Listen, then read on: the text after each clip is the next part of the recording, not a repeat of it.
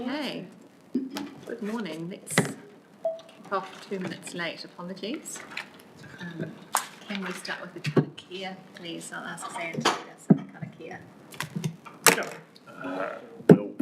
We'll go with the one in front of us as a bit of a mix up. Me karakia tātou.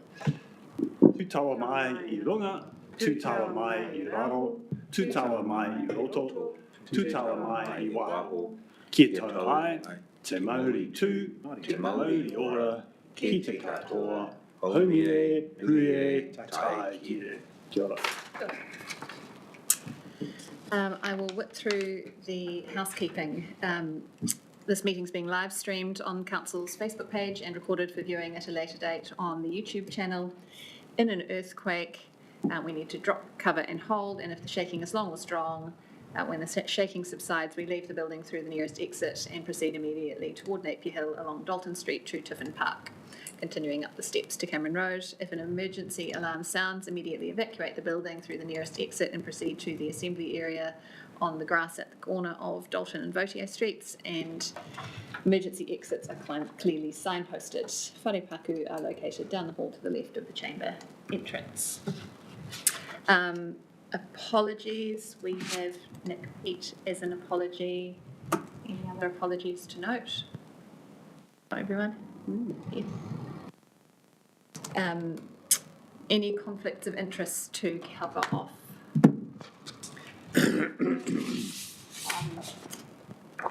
Next, we'll look at confirming the minutes from our last meeting on the 23rd of October. Does anyone have any comments or corrections to make to those?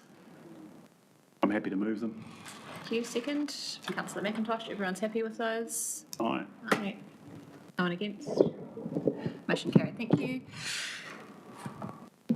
So our first agenda item is the risk management update. I'll just note we are going to move to public excluded section as we work through the final items in this risk management update.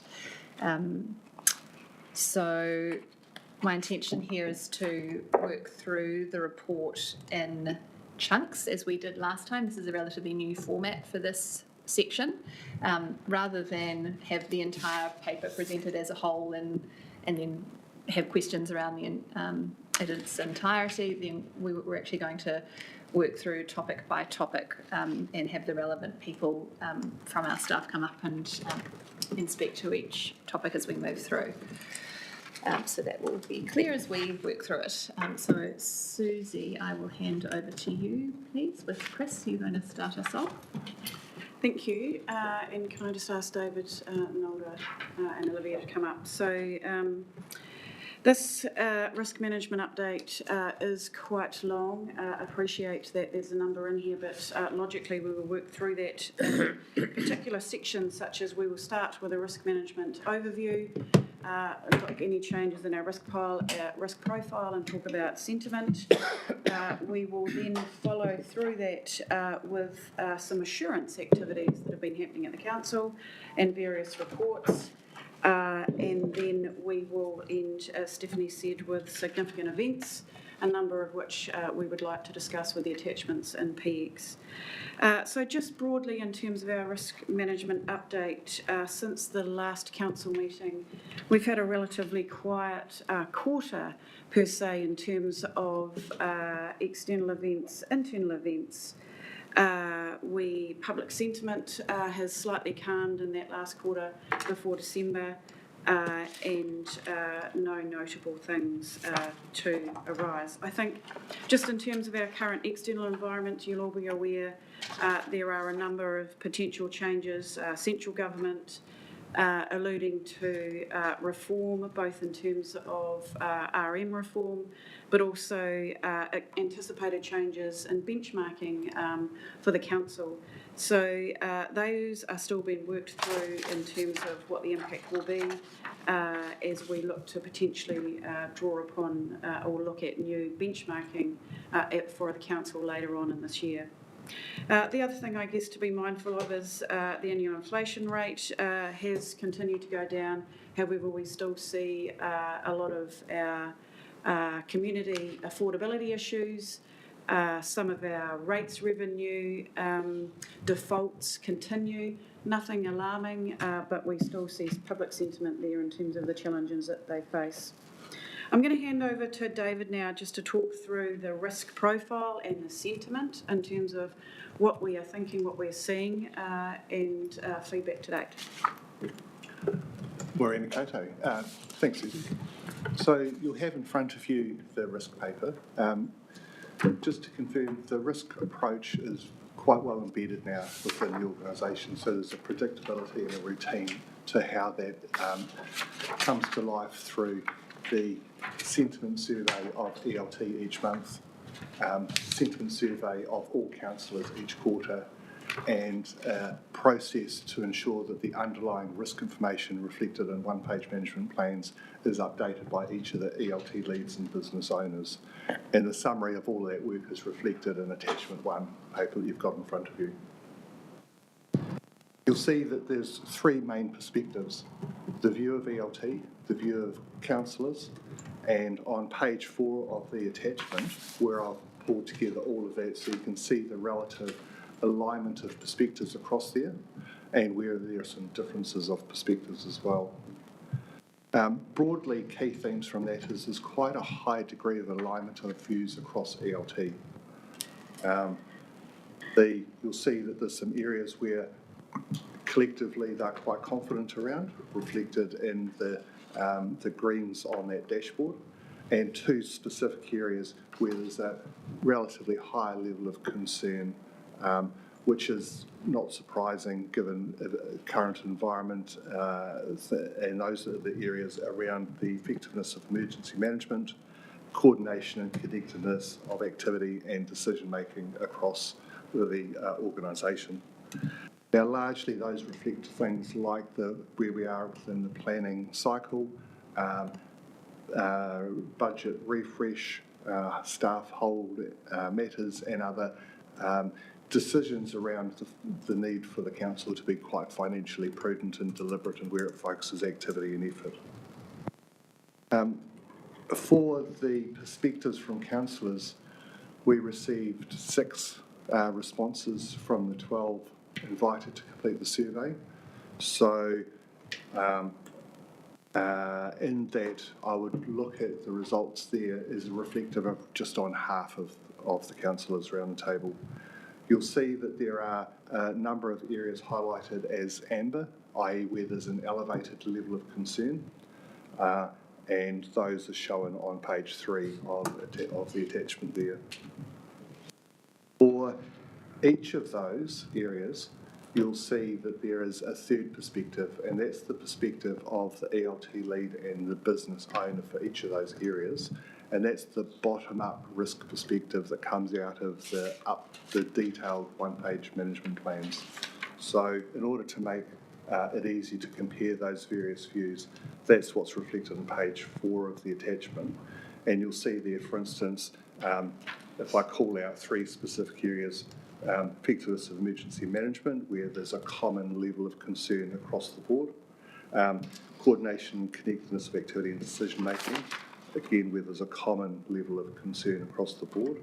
But then when you look at an area like, well, a good one to look at would be around effectiveness of funding and financial management, where it shows that there's some concern at ELT, an elevated level of concern with the business lead and owner in that area, but the councillor sentiment is green, or a perspective that we're reasonably well placed in that. So the reason for highlighting that particular one is this is where this approach gives an ability to focus on where there's a need for a conversation to understand why there's the potentially different perspectives, and use the underlying risk work to provide some clarity around the controls and the mechanisms in place that are managing these areas of risk currently. But what I'll do is pause there and happy to take any questions around the general profile, the underlying risk approach, and any matters that come out of that. I would like to note, particularly for the councillors around the table to perhaps escalate it at the next council meeting, or when you see your colleagues in the corridors, to ask them to complete the risk sentiment surveys, because we're getting relatively low numbers each time, and it would be interesting to have a better response rate to get a better feel for where those concerns are being held by the councillors. Yes, I think I'm sorry. Can you see if it's the same people who are answering each time? Do you have that level of detail? I do. I don't have it in front of me at the moment. My recollection is there's a cohort of around a third who are regularly completed in a consistent month on month, and it's variable after that. Yes. Okay. I would hope it's our Chair, cohort. can I just observe that it's not for want of those of us who do fill in the survey reminding our colleagues who don't, and also thank you Di online today, even went to the trouble of, to the extent of offering stars and getting out her teacher, dusting off her teacher skills to encourage compliance with limited success. But thanks Di. Love your stars. I can see we're starting to get patterns emerging in terms of the areas to be focusing on at subsequent meetings for the risk and assurance piece. Finance would be one that I noticed as I looked through, where there's an interesting mismatch between the councillors' risk appetite or risk level of comfort and staff. So that could be one that we bring forward into the next meeting, perhaps. I know it was on our agenda a couple of meetings ago and we had too much on the agenda and didn't get to it, but perhaps we could come back to the finance piece and look at those assurance activities. And I also had a query on that. It's more around that, it ties back to your paper in the general point around the DIA benchmarking on performance metrics, and just queried how that analysis fits in with that risk management piece.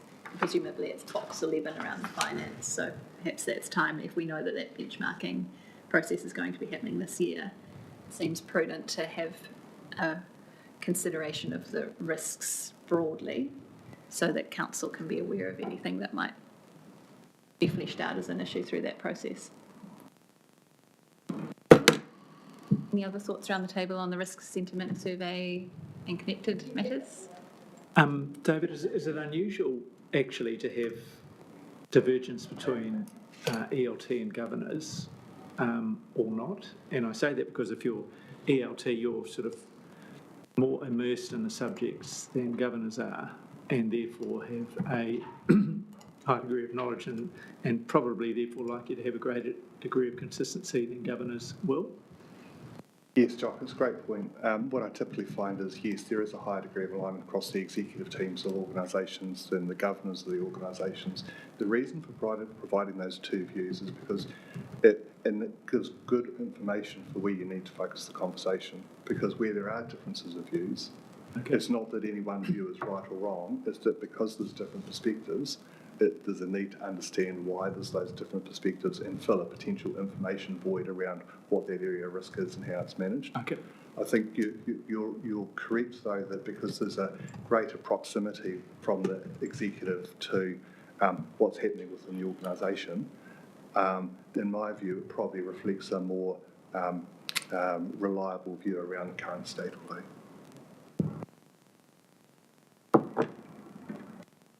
Councillor Harding. Kia ora, Chair.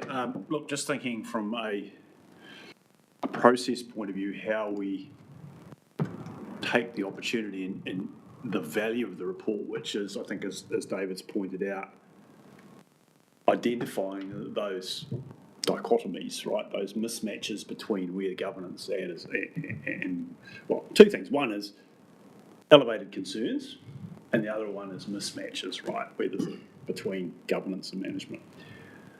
This, in my view, is not the committee to drill down in all of those. There are some of those areas that do have a risk element to them There are others that are more of an overall governance element.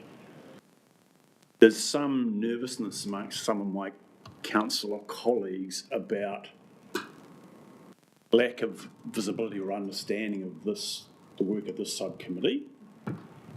And there's an opportunity here to have a more structured process to go, here's some areas that we've identified, and my suggestion would be that we have a structured process to bring them through to the next either full council meeting or corporate and strategic, and go, here's some without, in an efficient way, because we don't want to double debate unnecessarily, and we don't want to confuse some of our poor challenged councillors who are struggling to get to grips with this, with the whole report. But we can summarise and go, these are the findings, this is where we're at this month, this quarter, whatever.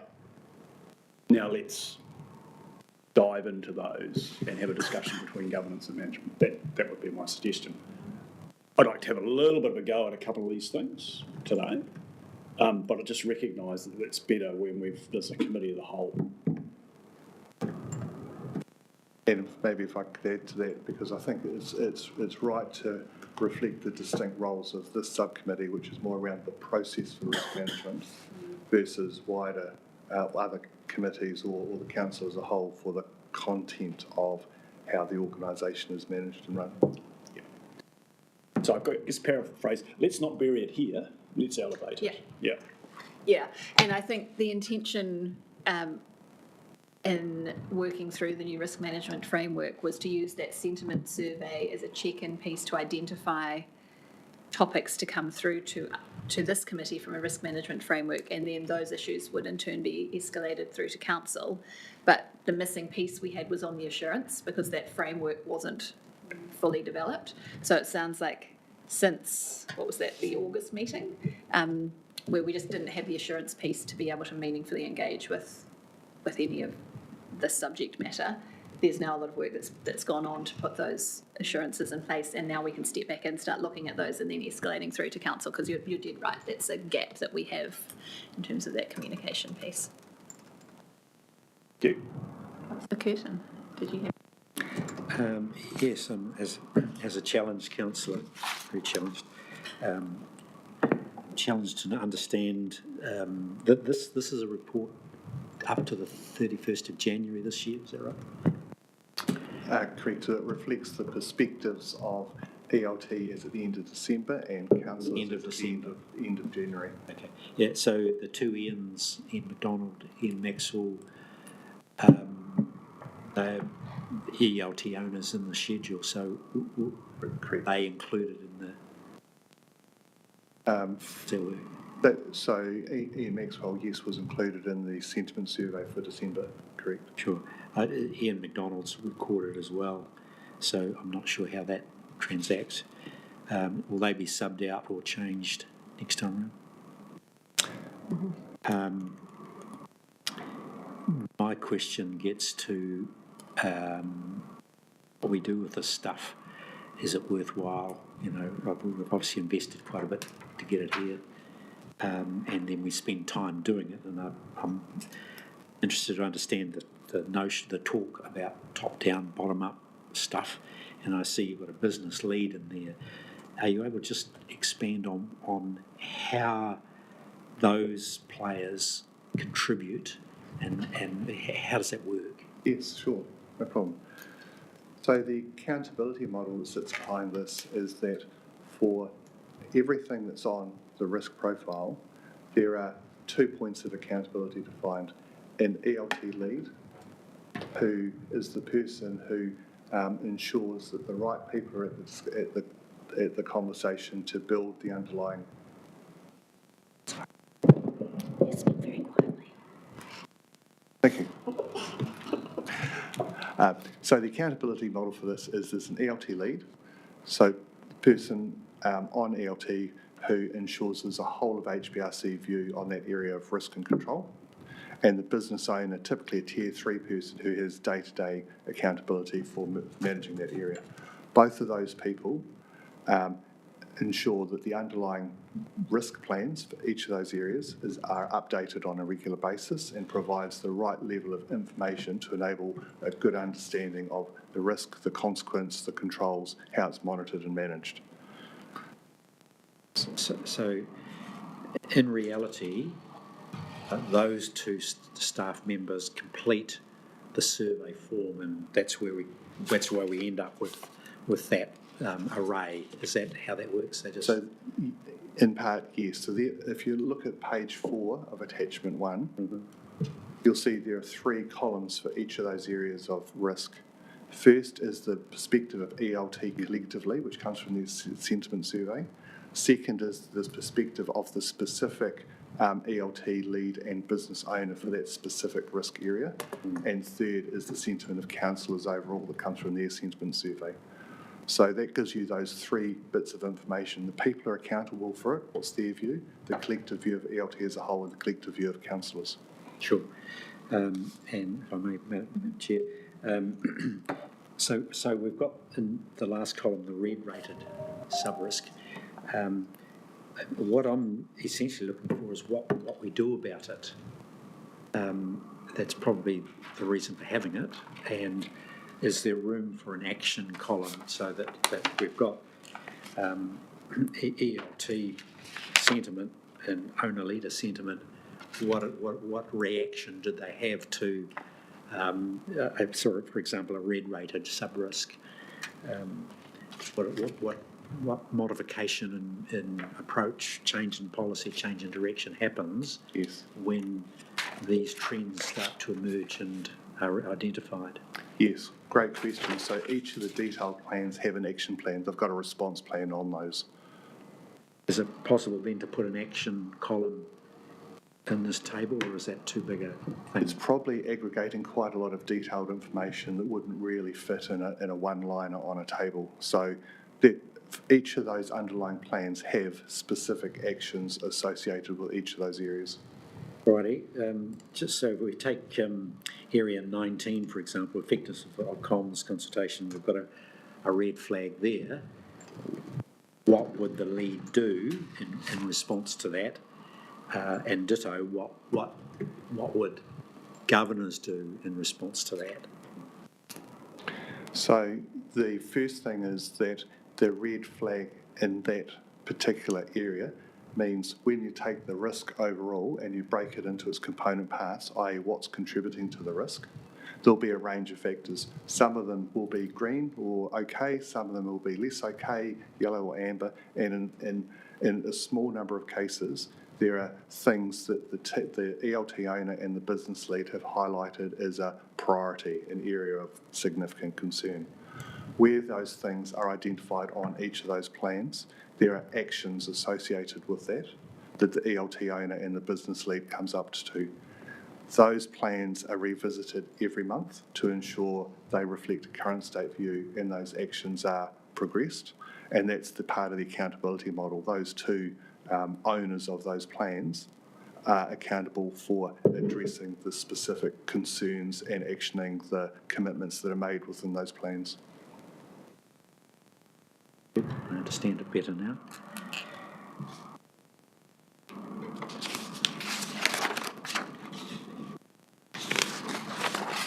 Anything else around the table before I move to our friends online? Councillors online. Councillor Hokianga, do you have any queries? No? Councillor Roadley?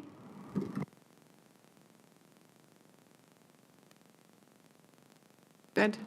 Okay. Chair, can I the question about testing some of these areas? I'm just conscious that Susie's name is on a couple of them, so without wanting to,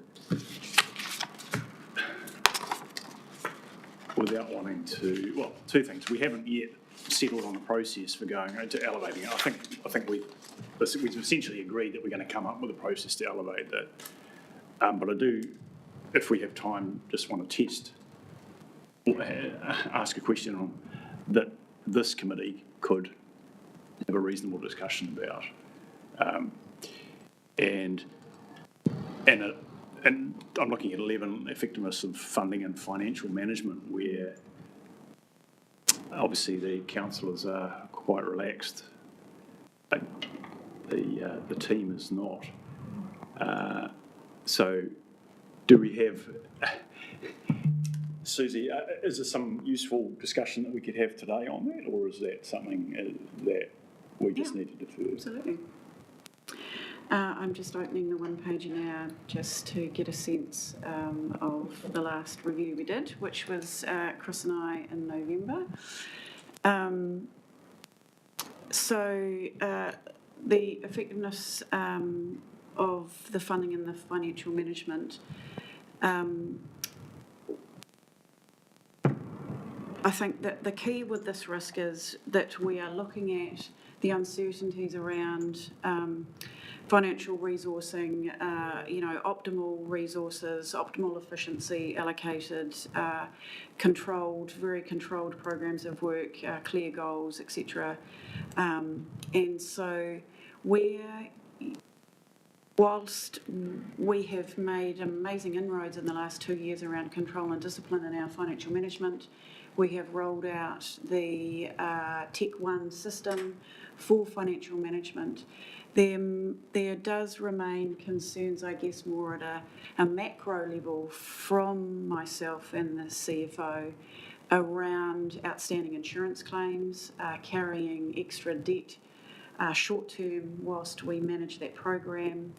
At the time when we looked at this last, we are heavily reliant currently on our forecasting within the NIWI program. We were carrying and continue to carry short-term debt whilst we work through short-term claims through to the CIP for NIWI. And so whilst I think we're comfortable from a control point of view, there is a sentiment at that time in November, just some uncertainties around the next 3 months. We regularly review this, and so this one does bounce around a lot in terms of our sentiment at the time. Overarching this, we don't have any, number 11, we don't have any red-rated flags, though, that are sitting within that one-pager, but just a sentiment of a few hurdles that we needed to get across in November, but looking to clear that probably in March as we progress. We've now got a plan for our insurance claims. We've had the insurers on site, and we do have a clear pathway now for NIWI, so hoping to clear off our uncertainties in March.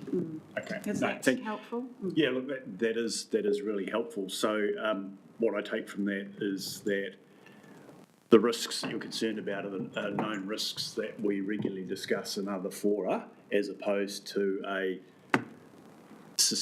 risk around systems and processes. So that's good.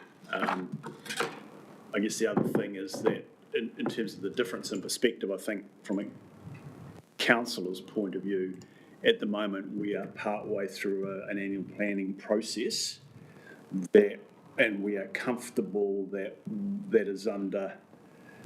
we've had really good support from our chief executive to do what we can in terms of cost control to wrestle down what was looking like another really large rates increase to close to half. So councillors are feeling, without completely destroying the organisation and its staff, and essentially keeping most, if not all, delivery going on, and most importantly, the reconstruction program on track, and plans to, looking at resilience and that sort of thing. So most of the stuff that councillors care about appears to be under control, and I think that's why we're seeing happiness there on our side. So anyway, thank you. That from my point of view was useful. Good. I'd like to think that we'll continue to have those sorts of conversations as we get more familiar with how this reporting operates. And so if there are things that pop up in the red flags that you think that wasn't there in our last meeting, what's changed, that we can have that sort of dialogue without needing a full paper necessarily on it at the time. But okay, so no other queries on the risk management generally. I would like to move into public excluded to discuss some incidents. And I move that we move into a public excluded section of the meeting under section 7 of Laboima 72A to protect the privacy of natural persons, and 72J to prevent the disclosure or use of official information for improper gain or improper advantage. Can I have someone to second that motion, please? Harding, thank you. Everyone in favour? Aye. Yes, good. No one against? Okay, we'll move into public excluded.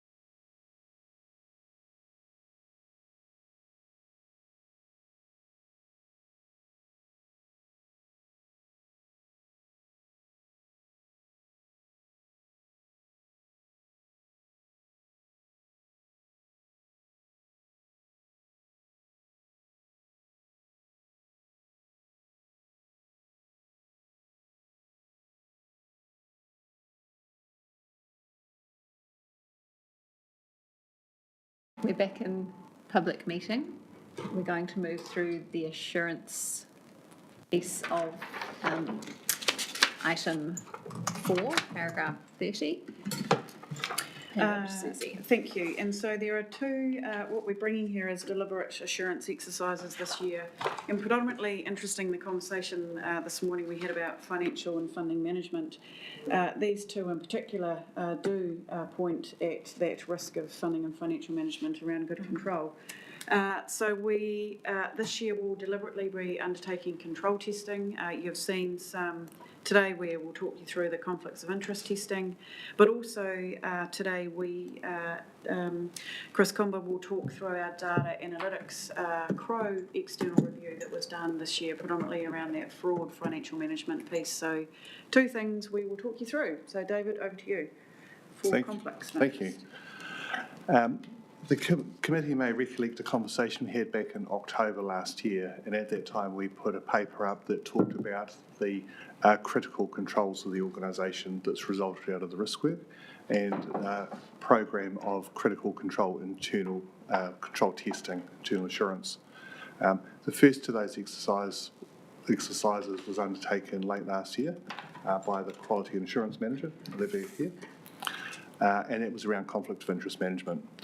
So the intention of that was to understand and verify the key mechanisms in place to identify and manage both real and perceived conflicts of interest.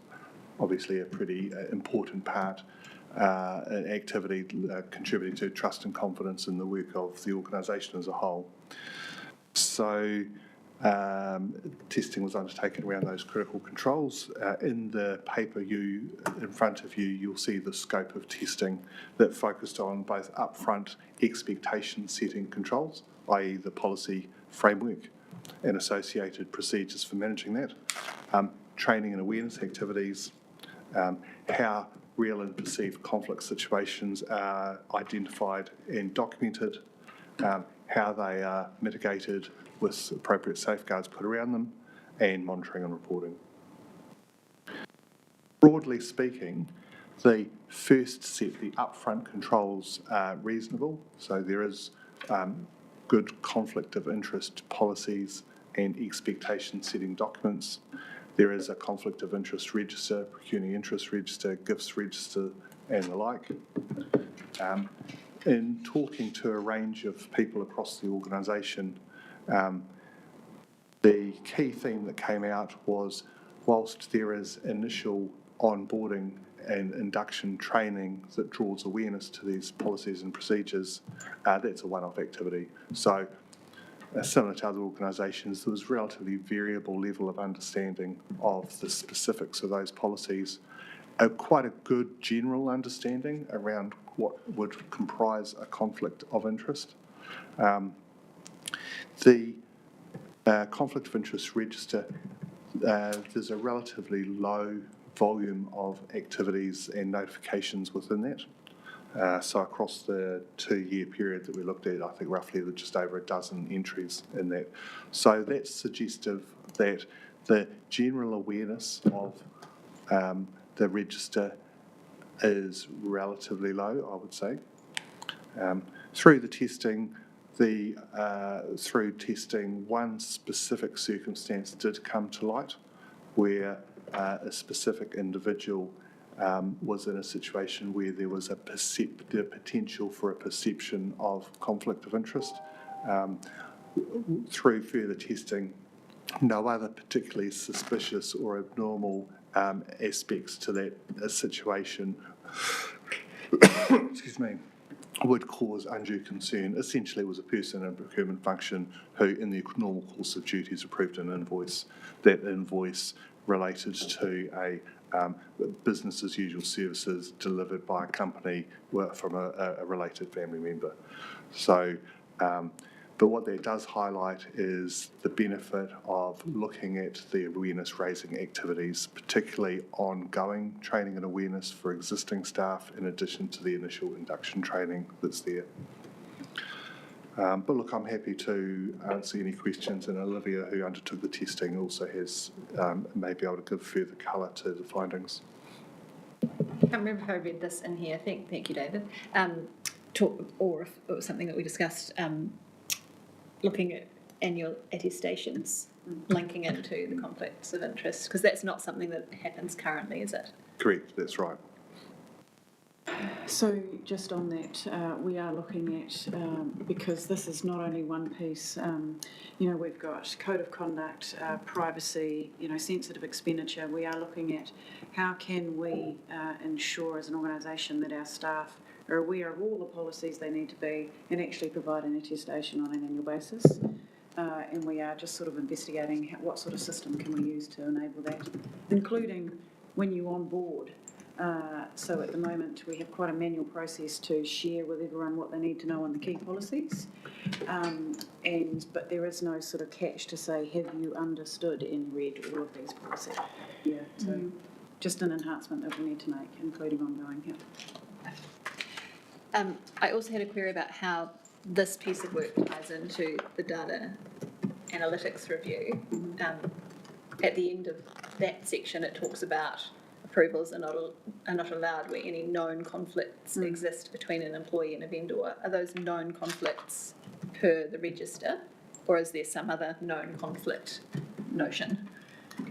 Yes, it's a good point. In fact, that one situation that was identified came through looking both the conflict of interest testing and the data analytics review. So the data analytics review undertakes a number of tests that looks for circumstances where it appears as if there are financial transactions with related family members of HBRC staff. That situation was identified through the data analytics testing. As part of the wider conflict of interest testing, discussions were undertaken with that particular individual who was unaware of the need to flag that as a conflict. That shows actually the benefit of the wider data analytics testing, because situations that might flag a potential conflict are covered in some of the tests through that analytics review. Yes. But am I right in thinking that the intention is that this, I mean, it's all very well having a conflicts of interest register, but if no one ever looks at it, it's useless. So is the intention that you have this conflict that then flows through into some approvals processes? Yeah. Yes, correct. So the way that conflict of interest register works is it talks about not only the potential conflict situation, but the safeguards and mitigations in place and the monitoring to ensure that those safeguards and mitigations are actioned on.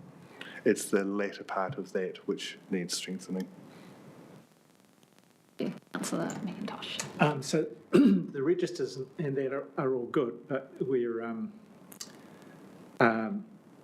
a lot of people who get it wrong, such as the example you quoted before, it's an innocent breach, isn't it? So that's that. What we're more interested in is intent. And so for the data analytics you describe, can we have reasonable comfort that that is picking up on the common things? Like, by that I mean false invoicing, so invoicing goes to a staff member's address or another colleague's address or something like that. I don't know what the examples are. I can think of one a few years ago involving another council where staff member was issuing false invoices and the invoices were going to that person's home address, so kind of a bit silly, but it took a long time to pick that up. And a lot of money went west as a consequence. So my question is really, as far as you can reasonably say, that the data analytics component, is that covering the known and common instances how this sort of thing occurs, such as going to a staff member's address? I think we've got two different areas of focus. We've got conflict of interest testing, and then we've got the wider question around fraud, theft and corruption. The data analytics review, a number of the tests are specifically focused on fraud related red flag signals, such as the potential for duplicate invoicing, false invoicing, payments to related family members, payments directly to staff, those types of things. And when we come to the data analytics review, we talk around the specific nature of testing there. In the conflict of interest testing, The mechanisms are there to manage it, to identify and manage it. It's difficult to know the counterfactual, so it's difficult to know the circumstances where specific conflict situations or perceptions around conflicts might have arisen that should have been recorded that were not recorded. The fact that there's a low volume of entries in the register would suggest that the awareness of it is variable. And direct conversations with the number of staff have reiterated that point. However, no real conflict of interest situation came to light through the review that wasn't already recorded on the register itself. So, there's the distinction between fraud-specific testing and the wider awareness around conflict of interest management. Just picking up on that, the analytics review would suggest otherwise, that you're saying there's no conflict of interest were found, but the analytics tells us that there's an issue, that there are two. I agree with you. There are two elements in play, but you sort of can't treat them in isolation, because I'm looking at the data and saying, why are there so many ongoing issues arising from purchase orders, etc. So where does the problem lie? People don't understand their conflict of interest. Is it induction training?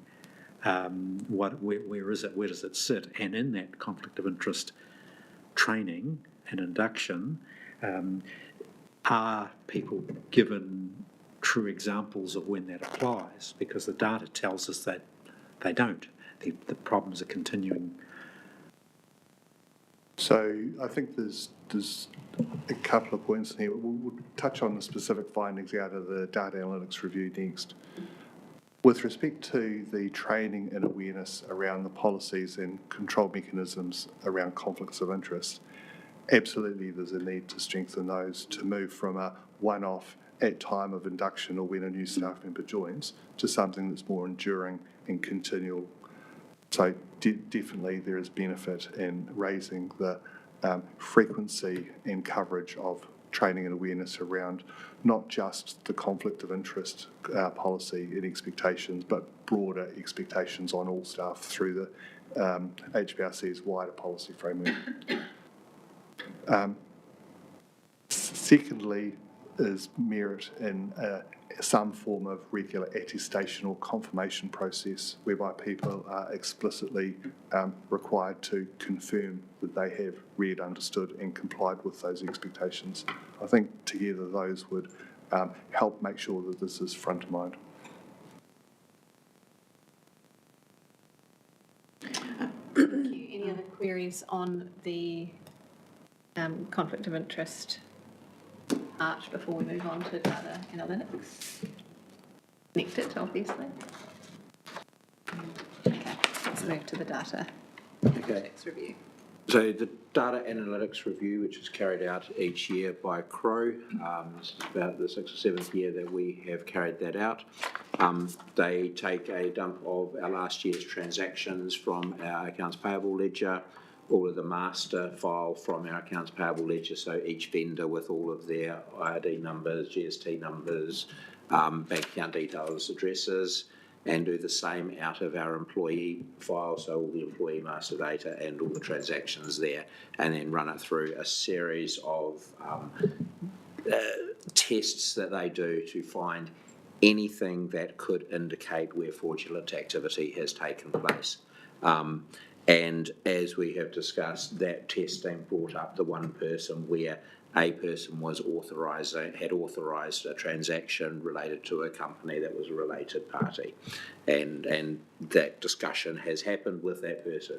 That is the only one of that type of thing that was identified through the data analytics review. Through the review, there were a number of other things that were identified, especially around purchase orders and purchase orders not being raised before invoices are received into there. This is an ongoing problem and is similar for a lot of organisations as well. Trying to change the mindset of a workforce that haven't used purchase orders or anything previously and are used to going down to the local shop and getting what they need is quite difficult. This is a big part of the training program within finance to try and push this out to actually ensure that the purchase order system is being used as it should be, and that also leads to appropriate contract management processes where something that is being considered to be purchased is above a certain limit, that it goes through the correct contract processes. It is an ongoing work to do that. We recognise that is an issue there. The control that we do have around here is that we do ensure that a purchase order is raised before we will pay an invoice. So despite it being a retrospective thing after the decision has been made to purchase, a supplier won't be paid until a purchase order has been raised and approved by the appropriate person. One of the other points that came out in the data analytics review was about the approvers for a number of purchase orders.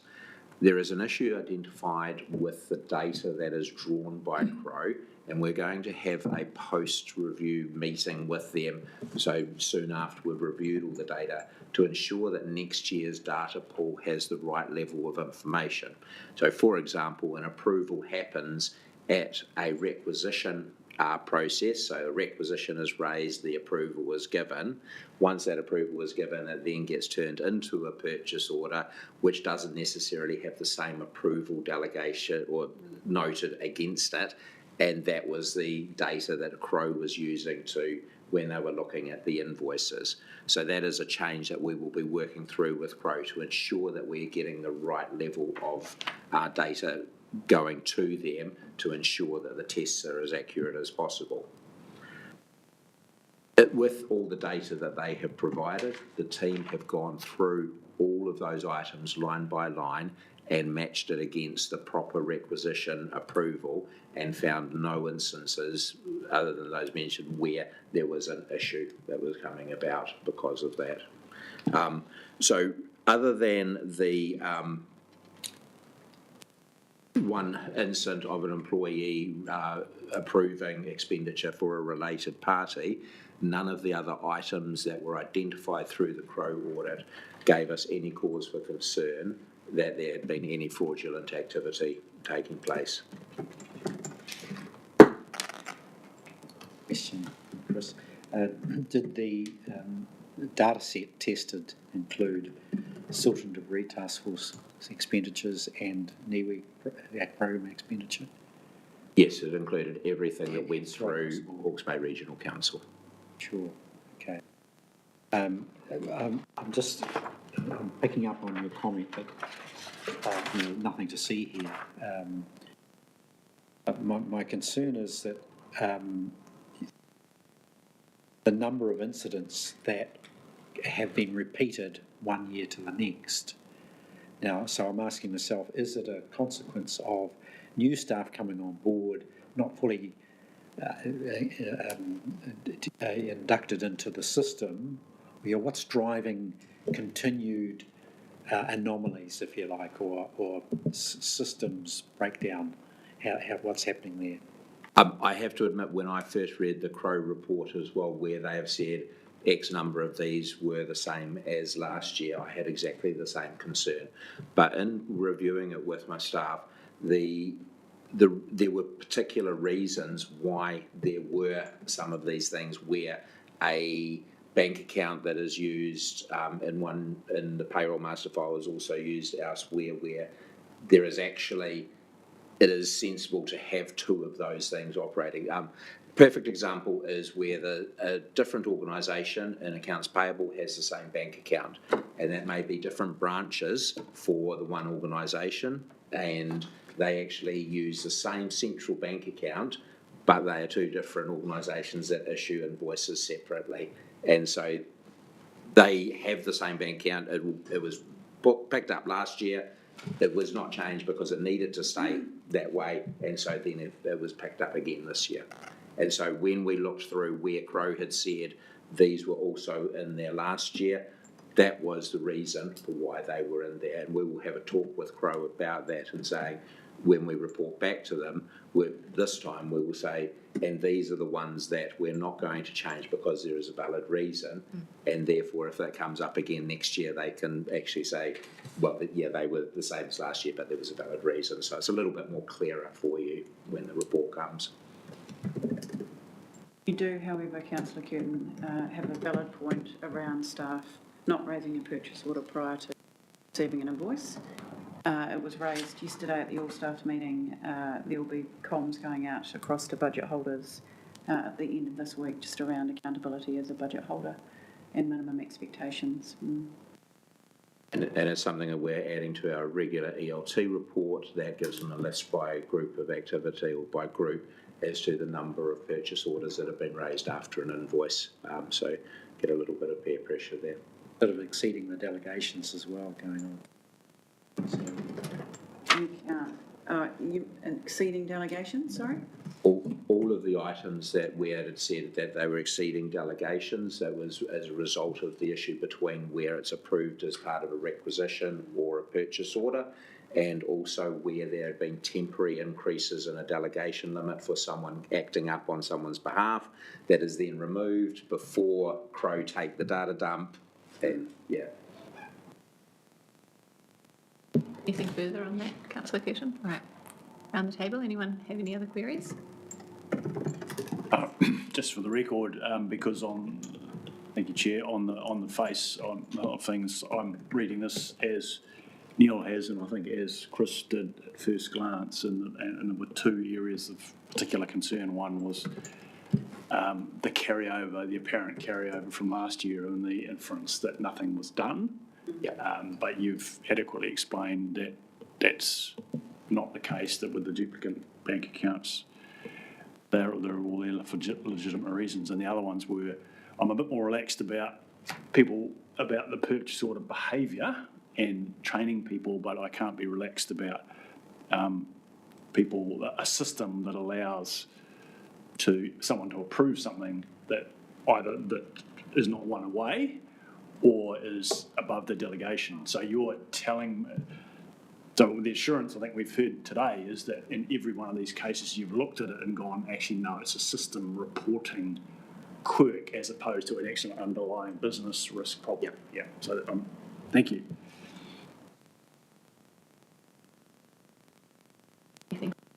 Anything online from our councillors on the data analytics report?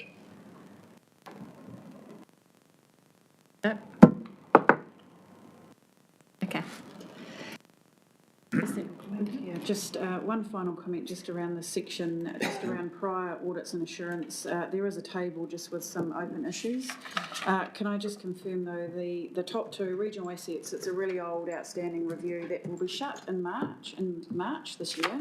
We're going live with our integrated asset management system, so those three will be gone and cleared, and the ISO 45000 and well health and safety framework changes is going well. We expect that to be done by June, so those will be off the table in June. And thirdly, the resource that was removed from prioritisation of that particular audit is now back in place, and so we will look to have that done by June too. So that outstanding issue table will look very good in the next REC meeting. Great.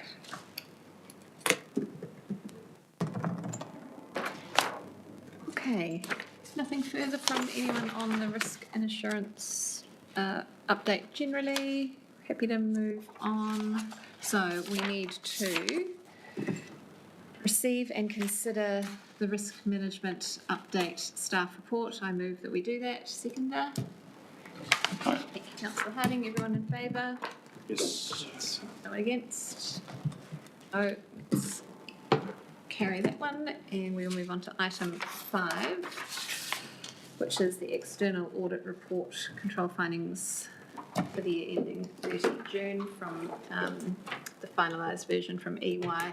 This, we looked at a draft version in the last meeting, so I don't think there's too much new in here, but I will hand over to Chris. Yep, we looked at the draft version in the last meeting. There were no changes to that draft version for their final issuance of it. As noted in the report, they had 6 low-risk observations and 1 medium. The 1 medium was around our reconciliation of our sustainable homes, our community loans in there, which we are going through quite a detailed process at the moment. It's quite a manual, labour-intensive process to do a full reconciliation. But every year we have satisfied the auditors in terms of what reconciliation we can do in there.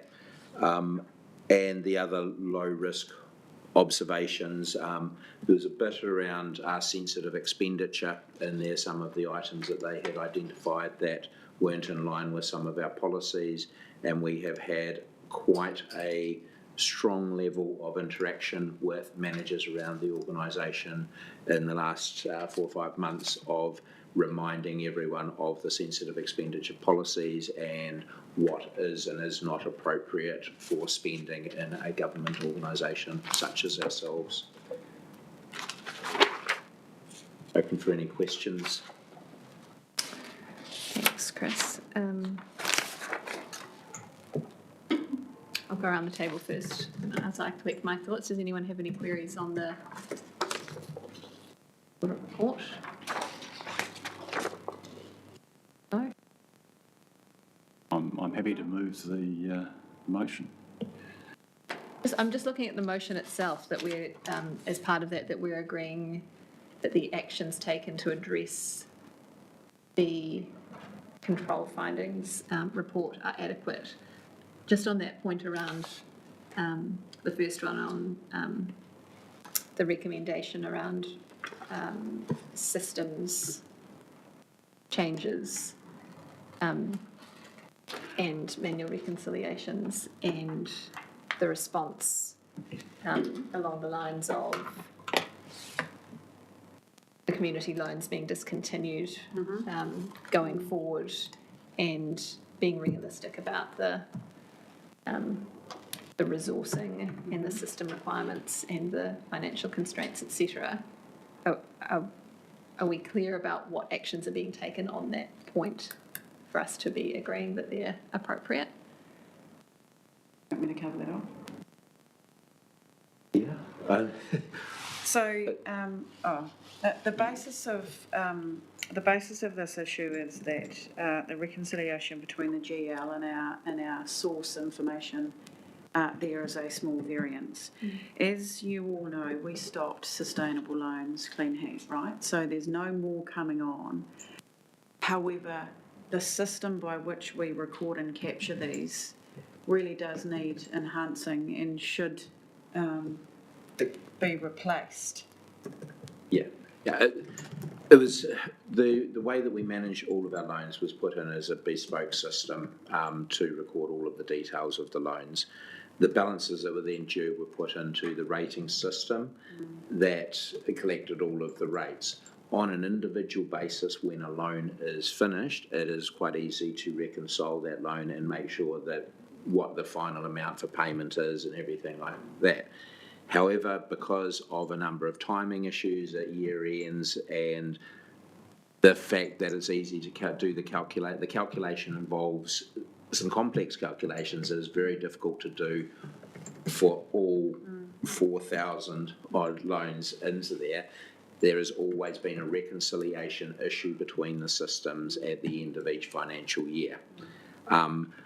Now that the loan the loans have stopped being issued, I think we are in the best position that we have ever been to get a complete picture of exactly what is owing on every one of those loans and be able to update that quickly at the end of each year.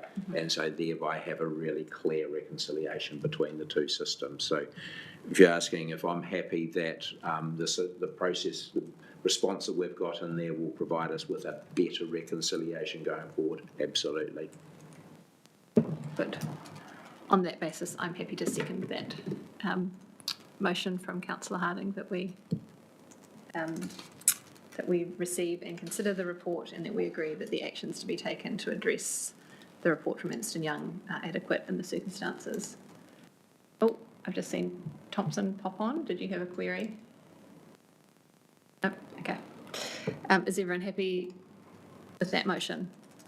Yeah, well, I'll just speak to the motion then, and just simply to say that both in the report itself with the management responses that are already detailed and the final report version that we've seen, which appears to be essentially, if not completely unchanged from the draft we looked at, plus management's further explanations today, I'm happy with the response. So moving on that basis. Good. I'll second. All those in favour? Aye. Aye. And against? Motion carried. Thank you. Thanks, ma'am. All right, and we'll move to item 6, the Treasury Compliance Report for 1 October to 31 December.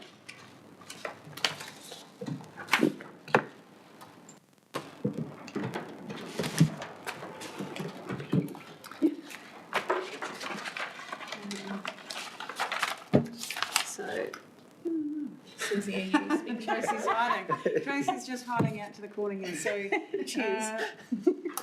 Our amazing Treasury accountant Tracy is here today. And this paper is very familiar to you. There are no changes in the formatting and the content. We are following the Treasury policy. I will draw your attention, though, to a couple of things. So we have, in the last quarter up to December, not had any breaches in terms of our Treasury policy. But I do want to draw your attention, though, to paragraph 15 and paragraph 19. Now, that obviously is something we've talked about this morning, just around that finance and funding. And I do want to allude to the fact that we are holding some short-term borrowing and needs, just as we provide working capital into that NIWI program. And before we get some certainty on some of those reimbursements, as I alluded to this morning, there is a process now in place. We are expecting our first submission into CIP for reimbursement of funding this month. So we'll be in a much better position to actually understand the likelihood of future reimbursements. The other piece that I did want to allude to, and now on the faces that I can't find it, but I'm sure it's in here, is that we ran a tender for banking facilities across the organisation recently. We will be moving to banking with ANZ this year from BNZ, so that will be a change that we will manage with them in the coming months prior to any issuance of rates, just to avoid any untoward obstruction of payments or anything like that. So that's just something. Okay. Questions on this item? Just a couple of unrelated ones. Just Susie, that doesn't create any grief for ratepayers? Their payments still go to the... Yes. Yeah. Yep. There are some very smart payment systems now which accounts once authority is given to divert payments even before a change. A customer doesn't necessarily have to go to their bank to instigate something when authority is given to pass. But most of the payments will transfer over fairly easily. There are some instances where a ratepayer may have set up their own payment to a particular bank. We will be keeping the BNZ accounts open for at least a year, and any payments that come into those bank accounts, so from a ratepayer perspective, they've paid and everything's fine. We will then individually contact those ratepayers to advise that we've changed to ANZ and to update the bank account for the following year. I think I am one of those ratepayers now that you say that. Actually, my main question, though, was I'd be interested to know, I don't think you can answer it now, but funds have performed better in this period. And so all of this period was under the new SIPO parameters. And this is a double-edged sword, I know, but do you have a feel as to how much the council benefited as a consequence of changing the SIPO parameters for this period? That's a bit of a tough question. We have to come back to you on exactly how much it has improved the situation, because of the fact that during this period also of moving from one provider to another, we realised gains. So we actually captured a lot of our market uplift at that time. We've now obviously had quite a bit of uplift in the market again. How that compares to other providers might be hard to quantify 100%, but it does mean that we have got quite a high fair value gain currently with it, where the markets are sitting. The full report on those will come through the Corporate and Strategic Committee when HBRIC give their investment update. Anything else? Councillor Harding. Chair. I have a few questions, but we'll start with 24, paragraph 24, debt forecast. Previously 176, financial year 27, and that's been brought down to 158, which is good news, I think. Susie or Chris, can you Articulate why? Yeah. It's really a timing issue on the fact that obviously when we did the LTP, we were planning on the NIWI project starting a lot earlier, getting into construction phase. That has not occurred because those projects have been delayed slightly. So it's really just a timing reflection on the lower debt that we're carrying. So neutral news, really. Yeah. Yeah. Thank you.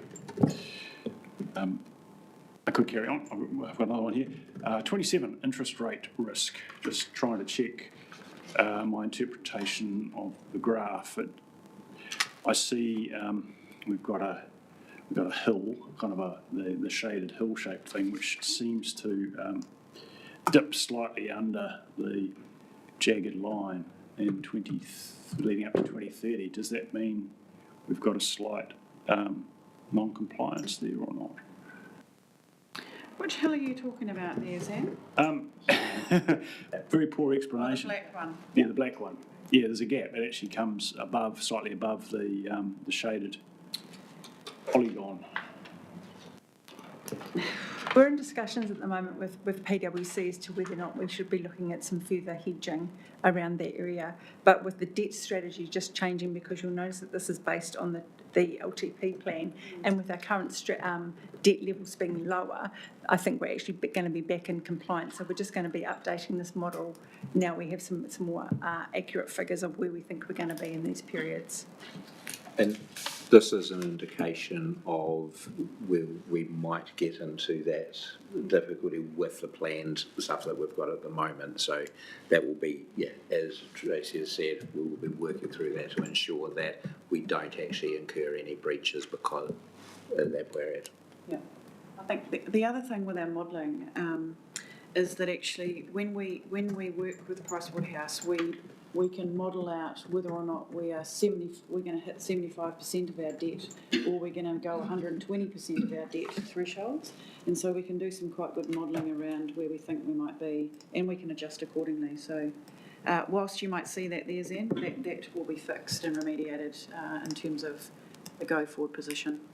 Okay, so maybe a technical breach then, if I'm reading this correctly. So, but what I do know is that if follow the rest of the logic, that we're actually slightly overweight for where we need to be on the longest dated stuff. So actually in the round, it's not a biggie. Yeah, thank you. Nothing further from you, Councillor Harding? I would like to join my colleague, Councillor McIntosh, in welcoming the return to. And that's in paragraph 33 in the table there. Being ahead of the curve, finally, again, around our capital protected amount. That is very, very welcome to be that far ahead of the curve, but noting that we've only allowed 2.5%, was it 2% capital growth? 2.5%. 2.5%. Which is not really reflective of the experience of most people in the last couple of years, but at least we're going forward now. Thank you. Anything from you, Councillor Keller? Oh, just fantastic governance going on. Good to hear. I just had a query on the 0 to 3 year funding policy, paragraph 21, you're talking about potentially amending that. Is that amending the policy, and is that something that would come here, or does that go through to corporate and strategic? I'm wondering if what you're noting there needs to be on our radar for the next coming months.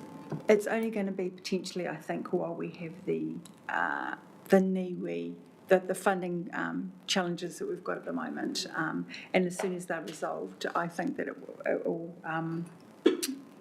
right itself. But if we think we're going to get right on that, well, I think it will come back to this committee to approve any changes in that policy. Okay.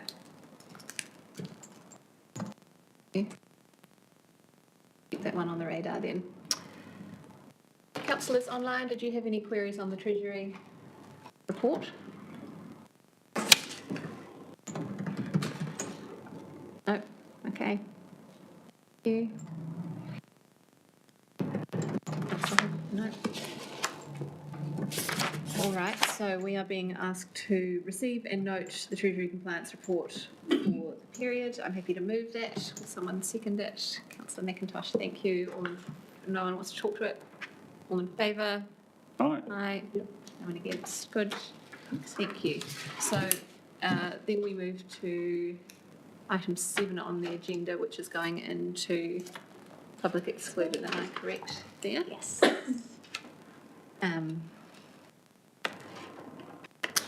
Can I just take a second to check what it is that I'm going through here? So am I?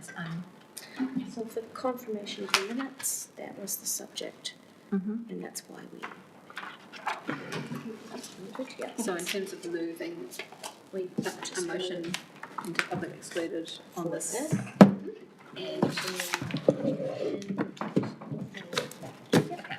All right, so I move that we move into public excluded to confirm the public excluded minutes under section 72G, excluding the public as necessary to prevent disclosure of information that is legally privileged. And item 8, I move that we go into public excluded under section 72G, excluding, it's the same thing. Both the same sections to discuss legally privileged matters. Will someone second the motion, please? Councillor Harding, thank you. All those in favour? Aye. Aye. Motion carries, so I'll move into public excluded and go offline for now. Thank you.